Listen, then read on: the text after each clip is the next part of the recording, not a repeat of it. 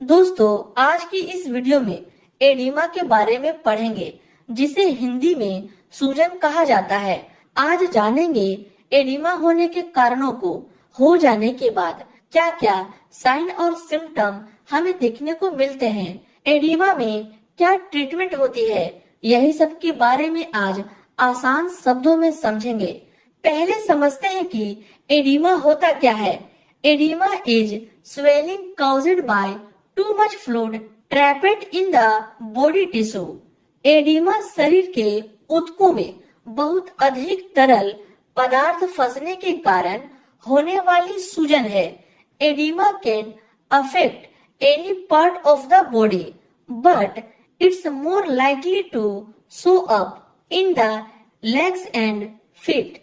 Oedema शरीर के किसी भी हिस्से को प्रभावित कर सकती है, लेकिन इसके टांगों और पैरों में दिखने की अधिक संभावना होती है, जैसा कि आप इस इमेज में देखकर समझ सकते हैं। और हाँ दोस्तों, पूरी बॉडी में सूजन आ जाना एक लक्षण है जो बॉडी में किसी सीवियर डिजीज कंडीशन की ओर इशारा करता है। ये थी छोटी सी डेफिनेशन एडिमा के बारे में। आप इसका स्क्रीनशॉट ले लो। अब जानते हैं एडिमा होने के क्या क्या कारण हो सकते हैं, यानी कि किन कारणों से हमारे पैरों में सूजन देखने को मिलती है।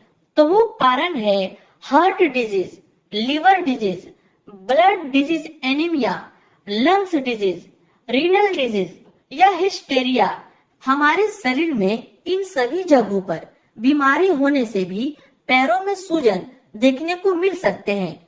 अगर स्वेलिंग फेस पर है, जैसा कि आप इस इमेज में देख रहे हैं, तो ये इंडिकेट करता है कि यह प्रॉब्लम एनीमिया यानी कि शरीर में खून की कमी से, या रीनल डिजीज यानी कि किडनी से संबंधित स्टेरॉइड ड्रग्स के यूज से और मिक्सोडीमा की वजह से हो सकती है। मिक्सोडीमा थायराइड ग्रंथि से रिलेटेड बीमारी होती है, और अगर स्वेलिंग लेग्स पर स्पेशली हो, जैसा कि आप इस इमेज में देख रहे हैं, तो यह इंडिकेट करता है कि यह साइरोसिस ऑफ लीवर यानी कि लीवर में किसी तरह का घाव हो जाना, या कॉन्जेस्टिव कार्डियक फेलर यानी कि जब हमारा हार्ट ठीक से ब्लड को पंप नहीं कर पाता, या हाइपोप्रोटीनिमिया यानी कि किसी व्यक्ति के ब्लड में प्रोटीन की लेवल बहुत कम हो जाती है, या फाइलेरिया और एनीमिया से पैरों में स्वेलिंग हो सकती है। ये सब कारण है दोस्तों, जिसके फलस्वरूप आपको फेस से लेकर पैरों में सूजन देखने को मिल सकता है। उम्मीद है इतना आप अच्छे से समझ गए होंगे। अब आप इसका भी स्क्रीनशॉट ले लो। अब जानते हैं एडिमा होने पर हमें क्या क्या लक्षण देखने को मिलते हैं। तो इसका मुख्य लक्षण यानी कि सिम्टम यही है कि फेस, लेग्स और पूरी बॉडी पर स्वेलिंग देखने को मिल सकती है, जैसा कि आप इस इमेज में देख रहे हैं।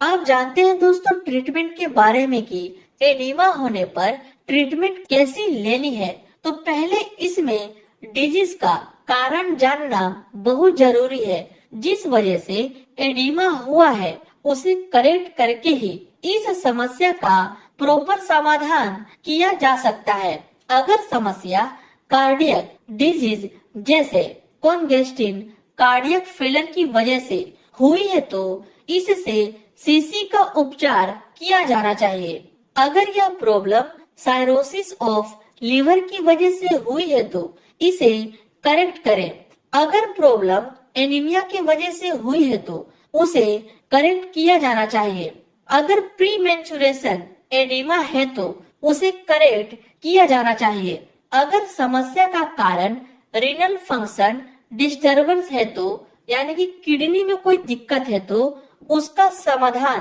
पहले किया जाना चाहिए। इसके अलावा दोस्तों लेक्सिस नाम की टैबलेट आती है, जिसका कॉम्पोजिशन फ्रूसामाइड 14 mg होती है।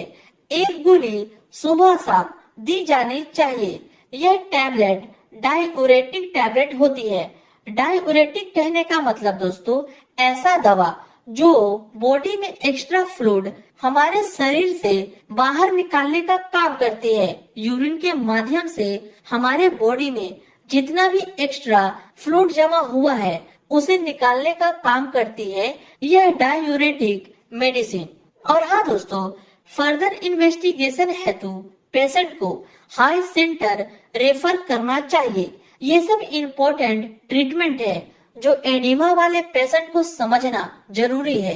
होप सो आपको एडिमा से जुड़ी बातें क्लियर हुई होगी। इस तरह की मेडिसिन से जुड़ी बेसिक इंफॉर्मेशन जानने के लिए इस चैनल को सब्सक्राइब जरूर कर ले। मिलते हैं आपसे अब नेक्स्ट वीडियो में।